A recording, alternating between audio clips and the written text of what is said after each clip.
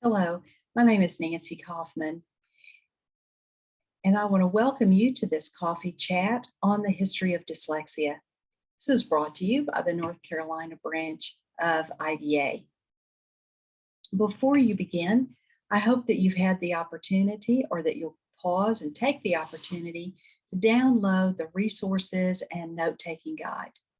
The resources that I used in putting together this presentation are listed there, and there's a note-taking guide to guide you through the presentation. So let's begin. In 1877, Kussmaul coined the phrase word blindness. He described this as a complete text blindness that may exist, although the power of sight, the intellect, and the powers of speech are intact. So we see this as a brain-based phenomena that is not linked to intellect or to the power of sight. Also in 1887, Rudolf Berlin of Stuttgart, Germany, took this word blindness a little bit deeper. He applied the term dyslexia to describe a special form of word blindness, so a more specific form of word blindness found in adults who lose the ability to read secondary to a specific brain lesion. A total brain lesion results in alexia, or a complete inability to read. A partial lesion results in great difficulty in reading. So again, a finer point on the word blindness, and we use the term dyslexia. Berlin saw dyslexia as a member of the aphasia category of language disorders. In 1895, Dr. James Hinchelwood, an ophthalmologist at the Glasgow Eye Infirmary, gave a detailed description of acquired word blindness from a stroke victim. The difficulty in reading was primary, again, not related to a vision issue.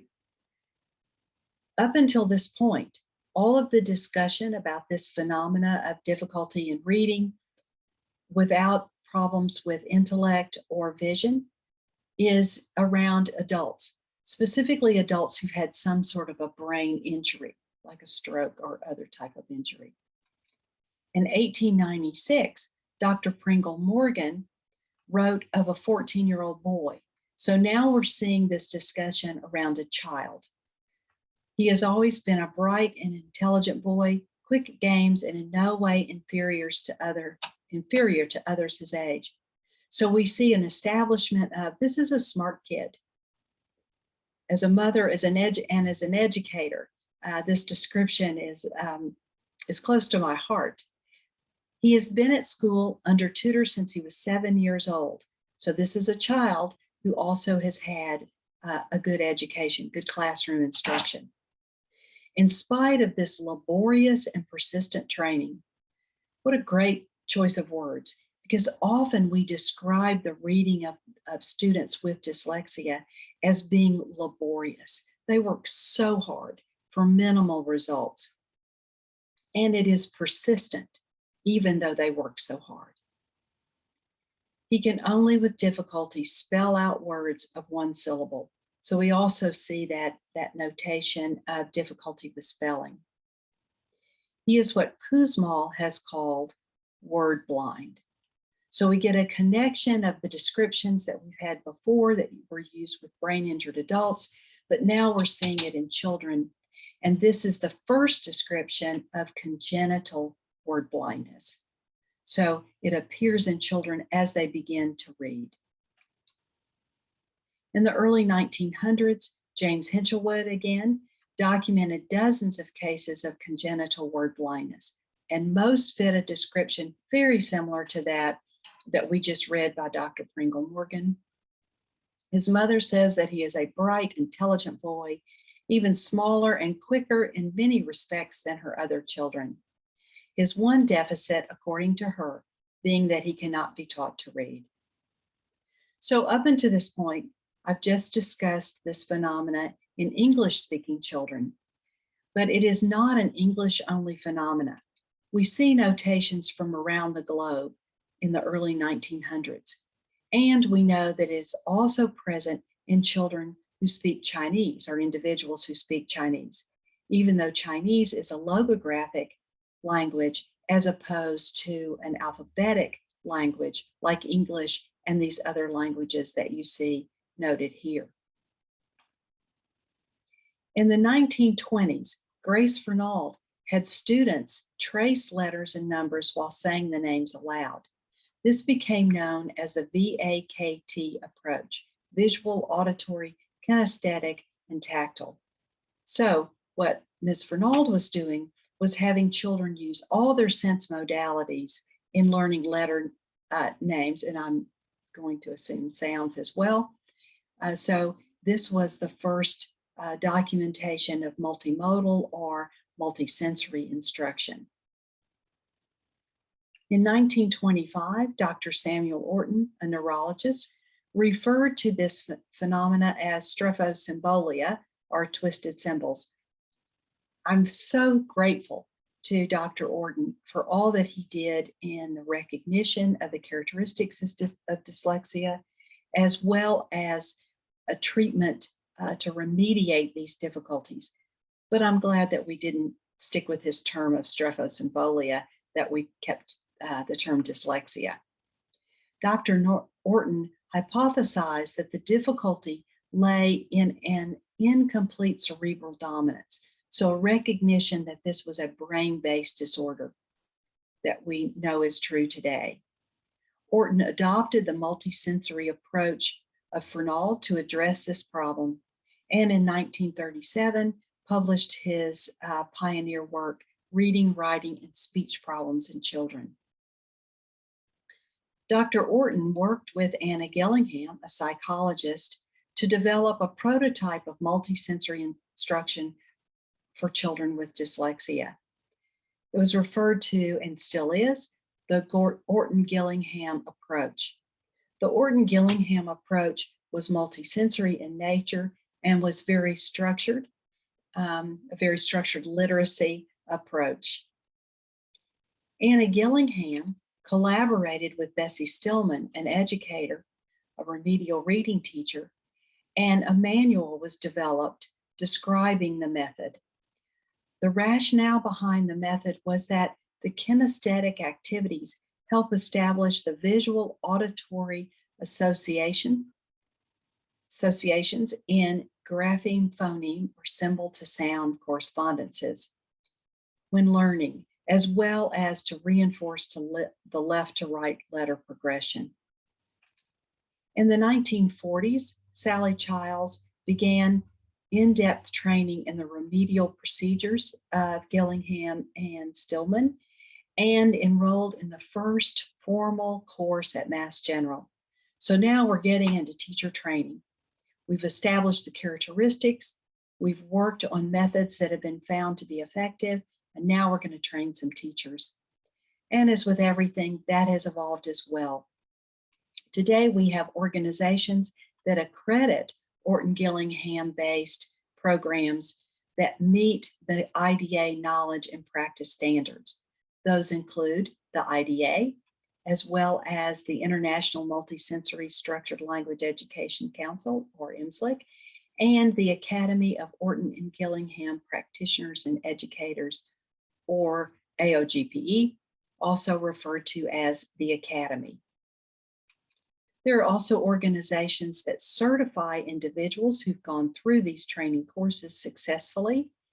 And these training programs also meet the IDA knowledge and practice standards. Those include, again, the IDA and the Academic Language Therapy Association, or ALTA, and the Academy of Orton-Gillingham Practitioners and Educators, AOGPE, or the Academy.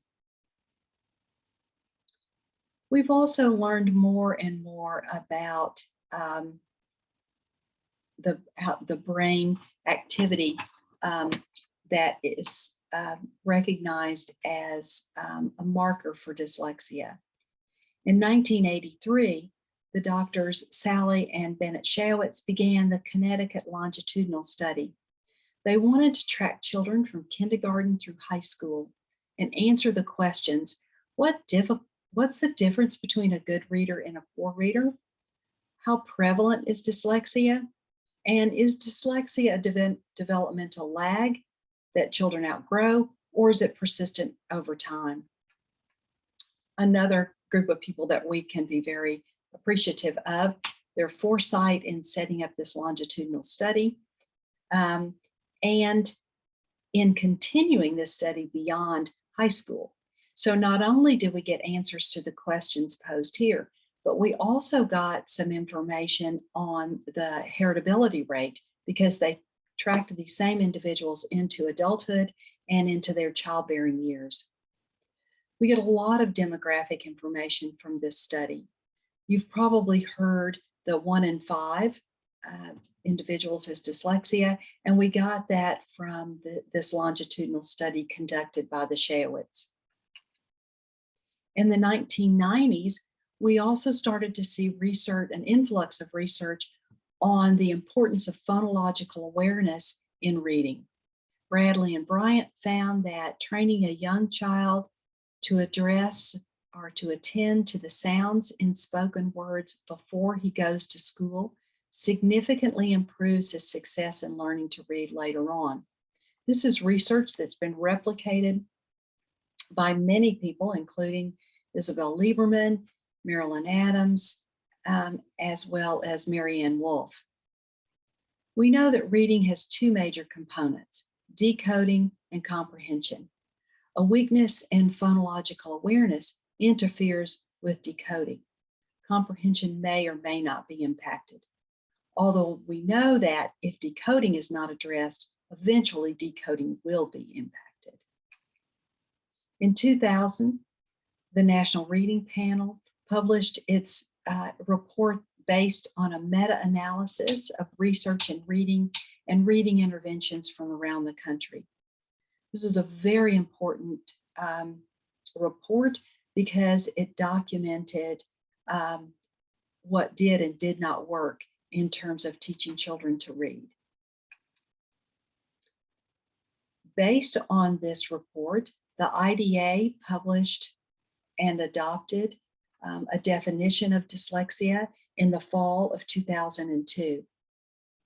Dyslexia is a specific learning disability that's neurological in origin. So that recognition that it is a brain-based phenomena. It is characterized by difficulties with accurate and/or fluent reading recognition.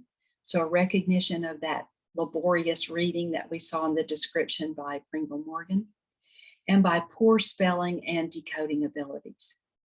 These difficulties typically result from a deficit in the phonological component of language that is often unexpected, such a key term, unexpected, in relation to other cognitive abilities and the provision of good classroom instruction.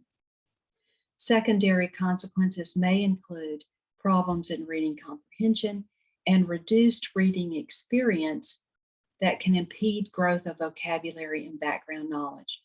So we get a recognition of the downstream effects of these difficulties. Over time, our understanding of how our brains work has also evolved. In the age of the pyramids, the Egyptians believed that intellect and consciousness was housed in the heart, which makes sense because we can feel our hearts beat, and when they stop beating, we stop thinking.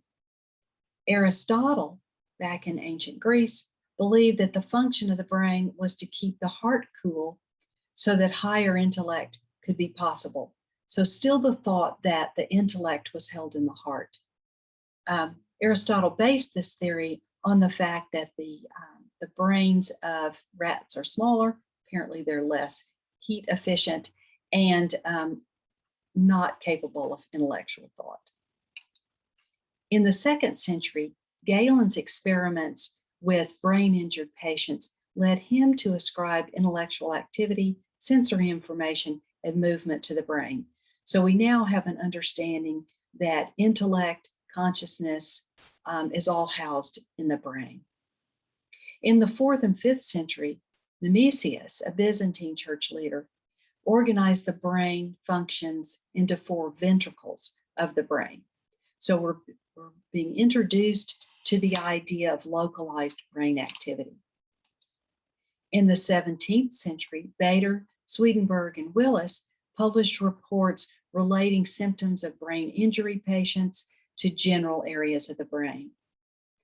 In the late 18th century, Franz Joseph Gall started the study of phrenology, ascribing personality and behavior to different areas of the brain.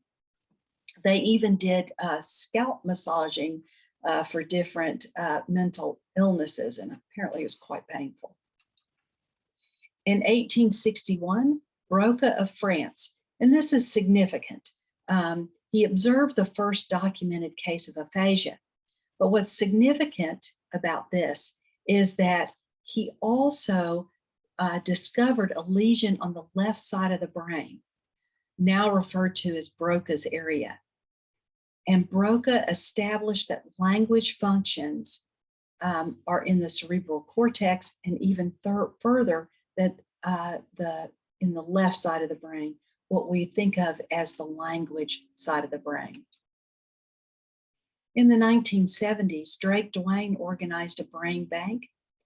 Examinations showed differences in the brains of the normal or the average reader and the individual with dyslexia, primarily on the left side of the brain. So these were anatomical differences on the left side of the brain, which we think of as the language side. In 1973, computed tomography, or the CT scans, allowed scientists to see a living brain for the first time. It's sort of hard to believe that it was just in the 1970s that we began to be able to see living brains. In the 1980s, positron emission tomography, or PET scans, allowed scientists to observe a working brain. In the 1990s, magnetic resonance imaging became available. It created images that can reveal information about brain anatomy, the amount of gray matter, white matter, and the integrity of white matter, brain metabolites, those chemicals that are needed for different areas of the brain, different brain cells to communicate, and brain function. So where large pools of neurons are active. So we can see that in an MRI. In 1996, we began to be able to use functional MRIs. So this allows for us to observe the inner workings of the brain. Based on the physiological principle that activity in the brain where the neurons are firing is associated with an increase of blood flow to that specific region of the brain. Researchers infer from fMRI studies the location and amount of activity associated with a task, such as reading single words, while the research participant is performing that task in the scanner. Data from these studies is typically collected on groups of individuals for the purposes of research, rather than use to diagnose dyslexia. So at this point in time, we use functional MRIs to understand more about generalized brain activity and generalized activity in different groups of people, rather than as a diagnostic tool. Current research allows us to see differences in brain activation between normal readers and the dyslexic reader. There's now documentation of difficulty with reading reflected in brain functioning, and it gets more detailed every year. So if you take advantage of the opportunity to attend the IDA conference, which will be in North Carolina in October of 2021, you'll be able to see cutting edge research on brain studies and brain activity. It's quite fascinating when we get to see that very up-to-date research described by the researchers who actually conducted the research. Researchers continue to explore the connection between anatomy, chemicals, and hand function.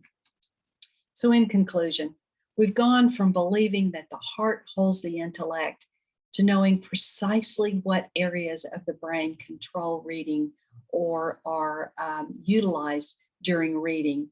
We have information on where those connections are in reading, how fast they happen. And it's never been a better time to be an educator as we're able to work with scientists to develop methods that address the difficulties that are manifested by dyslexia individuals. We now don't have to guess what works. We now know what works.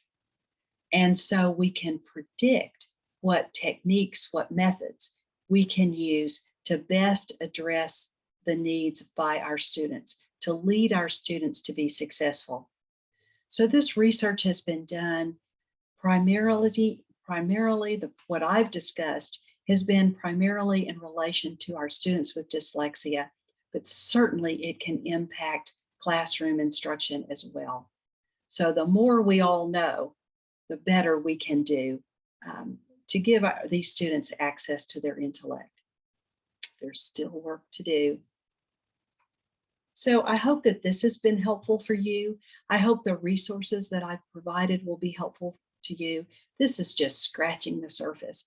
I'm sure that as you look at these resources, it will guide you to even more resources.